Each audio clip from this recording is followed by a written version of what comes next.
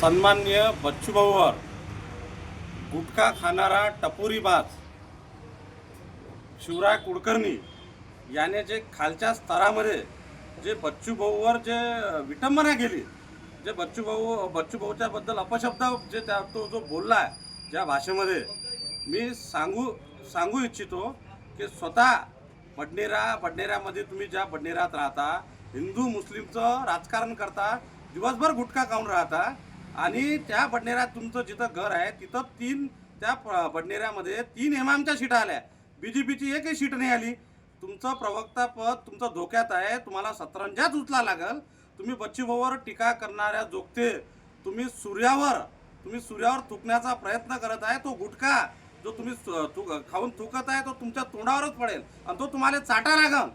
सन्माननीय बच्चूभाऊ अचलपूर मतदारसंघात सतत 20 वर्ष स्वतःचा अपक्ष कोणत्याही पक्षाचा पाठिंबा न घेता सतत 20 वर्ष त्या मतदारसंघाचे आमदार होते.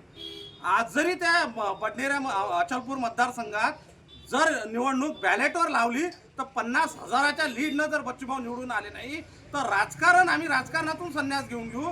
बच्चूभाऊच्या नावाने त्याचा हा कार्यकर्ता, साधा कार्यकर्ता मी उभा राहतो आणि 5,000 मतं बच्चूभाऊच्या नावावर मला भेटतात.